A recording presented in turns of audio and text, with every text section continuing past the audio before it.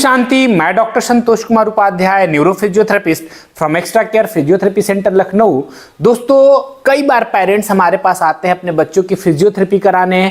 उनके साथ जो एमआरआई की रिपोर्ट होती है, सीटी स्कैन की रिपोर्ट होती है या डिस्चार्ज समरी होती है, उसमें HIE और स्टेज 1, 2, 3 या माइल्ड मॉडरेट सीवियर लिखा रहता है। तो कई बार वो हमसे पूछते हैं कि सर ये HI क्या होती है। तो दोस्तों, आज इस वीडियो में हम लोग बात करेंगे हाइपोक्सिक इस्केमिक एन्सेफेलोपैथी के विषय में। ये क्या होती है, ये किन बच्चों में होती है, किस समय होता है, इसके क्या सिम्टम्स होते हैं, अपगार स्कोर क्या होता है, इसके विषय में बात करेंगे। और जो हाइपोक्सिक इस्केमिक एन्सेफेलोपैथी होती है, इसके स्टेजेस किस बिहेव पे हम क्लासिफिकेशन करते हैं, इसके विषय में बात करेंगे। दोस्तों, इसमें कौन कौन सा टेस्ट होता है, इसके विषय में बात करेंगे।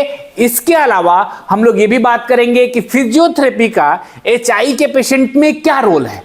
तो दोस्तों, सबसे पहले बात करें कि HI होता क्या है। तो दोस्तों, जैसे आप नाम से ही जान रहे हैं कि hypoxic ischaemic encephalopathy, that means कि यदि ब्रेन में बच्चे का पैदा होते समय किसी भी वजह से यदि ऑक्सीजन कम पहुंचता है या नहीं पहुंचता है, तो हमारा ब्रेन टिश्यूज क्या हो जाता है, डैमेज हो जाता है। तो इसको एक ब्रेन इंजरी भी बोल सकते हैं हाइपोक्सिक इस्केमिक एन्सेफेलोपैथी की कंडीशन में। अब बात आती है दोस्तों कि ये दो तरीके से होता है कि यदि ब्लड का फ्लो कम हुआ ब्रेन में, यानी ऑक्सीजन कम पहुंचा और कम समय के लिए पहुंचा, तो वो टिश्यूज डैमेज होने के पहले रिवर्स हो सकता है, जिसको हम लोग बोलते हैं ना, सेलुलर डैमेज नहीं हुआ, ये रिवर्सिबल HI हो गई। कम समय के लिए रहा, शॉर्ट पीरियड के रहा, उसके बाद ब्लड सप्लाई शुरू हो गई, दैट मींस शॉर्ट टाइम के लिए रहा। यदि दोस्तों यही लंबे समय के लिए ब्रेन में ऑक्सीजन नहीं पहुंचा, तो हमारा ब्रेन में इंजरी बड़ी हो जाती है और इस तरह का इंजरी में टिश्यूज जो है वो डेड हो जाते हैं, वो रिवर्सिबल नहीं हो पाते हैं यदि ज्यादा देर तक की सुविधा नहीं मिली तो।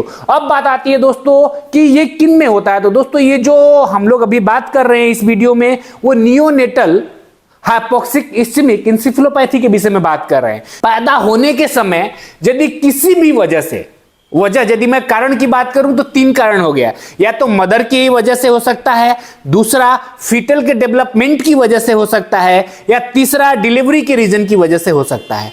अब बात आती है दोस्तों कि मैटरनल की यदि मैं बात करूं कि उसमें क्या क्या कारण है, तो जैसे कि मैंने आपको बताया कि मदर के फैक्टर में हाइपोक्सिया हो सकता है, एनीमिया हो सकता है, डायबिटीज हो सकता है, हाइपरटेंशन हो सकता है, स्मोकिंग कारण हो सकती है, नेफ्राइटिस कारण हो सकता है, हार्ट डिजीज कारण हो सकता है, या टू ओल्ड मदर है, ज्यादा उम्र की मदर हैं, या बहुत यंग मदर हैं, तो भी इस तरह की प्रॉब्लम देखने को मिलती है। अब डिलीवरी कंडीशन की यदि मैं बात करूं तो एब्रप्ट ऑफ प्लेसेंटा हो गया दोस्तों, प्रोलेप्स कार्ड हो गया, प्रीमेच्योर रप्चर्स हो गए ऑफ मेम्ब्रेन ऑफ, जो हमारी मेम्ब्रेन होती है वो प्रीमेच्योर ही यदि रप्चर हो गई तो प्रॉब्लम हो सकता है। यदि फीटल फैक्टर की बात करें दोस्तों, तो मल्टीपल बर्थ हो सकता है, या फिर फीटल की जो है मॉल डेवलपमेंट बोल सकते हैं, उसकी वजह से भी इस तरह की प्रॉब्लम देखने को मिलती है। अब बात आती है कि यदि बच्चा पैदा होता है उस समय एक अपगार स्कोर होता है दोस्तों, जो कि हर बच्चे में चेक किया जाता है। अपगार स्कोर की यदि बात करूं दोस्तों, जो हर बच्चों में चेक होता है,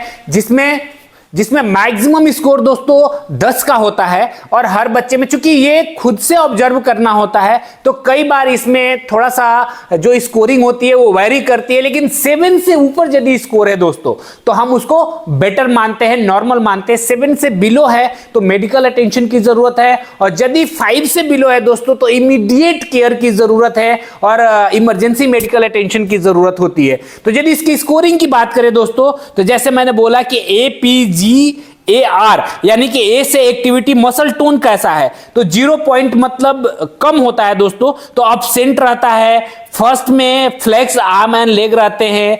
पॉइंट 2 में बच्चा पूरी तरीके से एक्टिव रहता है। यदि मैं P से बोलूं पल्स, तो जो 0 पॉइंट होता है दोस्तों, 0 पॉइंट बारे में अपसेंट होता है। उसी तरीके से जो बिलो 100 होता है उसको 1 पॉइंट देते हैं, यदि ओवर 100 है तो 2 पॉइंट देते हैं। इसी तरह दोस्तों इसमें रिफ्लेक्स इरिटेबिलिटी के हिसाब से फ्लॉपी चाइल्ड है, या मिनिमम रिस्पॉन्स स्टिमुलेशंस हैं, या प्रमोट रिस्पॉन्सेज हैं, यदि अच्छा आ रहा है तो मतलब इसको 2 पॉइंट्स देंगे। इसी तरह बॉडी के स्किन का कलर के हिसाब से हम देखते हैं कि ब्लू या पेल तो नहीं है बच्चे का कलर, दैट मीन्स कि 0 पॉइंट मिलते हैं। यदि पिंक बॉडी है और ब्लू एक्सट्रीमिटी है तो हम 1 पॉइंट देते हैं। इसी तरह यदि पूरी बॉडी पिंक है तो हम 2 पॉइंट देते हैं। रिस्पायरेशन की यदि मैं बात करूं दोस्तों, सांस लेने की, तो यदि एब्सेंट हो रहा है तो 0 पॉइंट देंगे, स्लो एंड इरेगुलर है तो उसको 1 पॉइंट देंगे।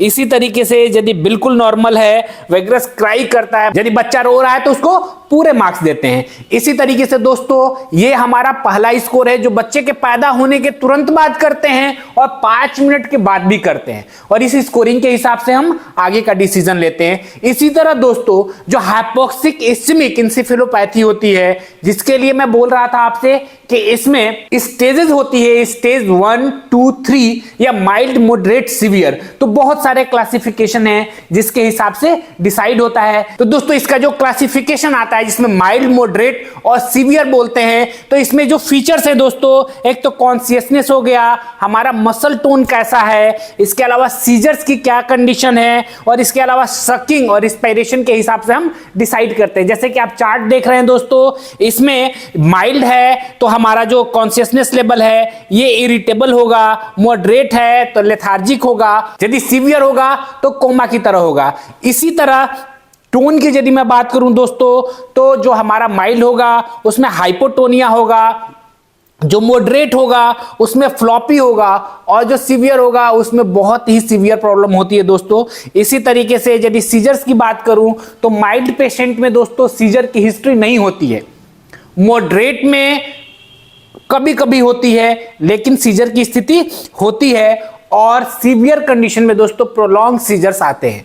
इसी तरह जो फोर्थ मैंने बोला सकिंग और रिस्पायरेशन के हिसाब से, तो यदि माइल्ड है तो पुअर सकिंग होती है, मॉडरेट है, यदि सकिंग रिस्पायरेटरी की बात करूं तो उसमें अनेबल सकिंग होती है, और इसी तरीके से सीवियर में भी अनेबल होती है दोस्तों। तो इन सब फैक्टर के हिसाब से हमें माइल्ड, मॉडरेट, सीवियर की कंडीशन में डिसाइड करते हैं कि ये प्रॉब्लम कितनी थी। अब बात आती है दोस्तों टेस्ट की, यदि मैं बात करूं तो टेस्ट के लिए बहुत सारे ब्लड टेस्ट होते हैं जो कि मेडिकल टीम करती है उस समय, बिकॉज जब ऑक्सीजन नहीं पहुंचता है तो ऐसा नहीं है कि ब्रेन में ही नहीं पहुंच रहा है, उस समय मल्टीपल ऑर्गन इन्वॉल्व हो जाता है, हमारा किडनी इन्वॉल्व हो जाता है और कई सारे ऑर्गन इन्वॉल्व हो जाते हैं, उसके बिहेव पे कई सारे टेस्ट होती है। लेकिन जो मेजर टेस्ट होता है जिससे कि हमें यह पता चलता है कि हाइपोक्सिक है कि नहीं है, एचआईए की कंडीशन है कि नहीं है, उसके लिए क्रेनियल अल्ट्रासाउंड है दोस्तों, सीटी स्कैन है, एमआरआई है, और इसके अलावा ईईजी बहुत इंपॉर्टेंट है जिससे कि हमें पता चलता है। अब बात आती है दोस्तों कि इसमें फिजियोथेरेपी का क्या रोल है।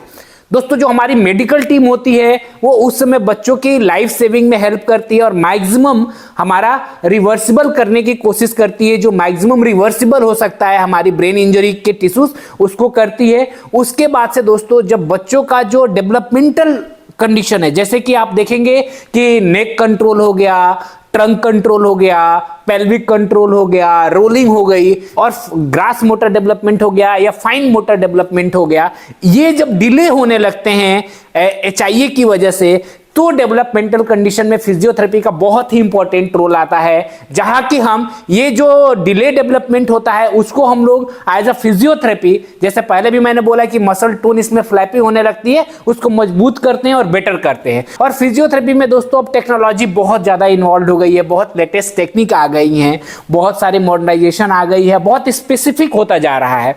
इवन देन जैसे मेरे सेंटर की मैं बात करूं तो हमारे यहाँ न्यूरोलॉजिकल फिजियोथेरेपी होती है, तो अब बहुत ही अच्छे रिजल्ट्स हैं। तो आई होप दोस्तों ये वीडियो आपको पसंद आएगा।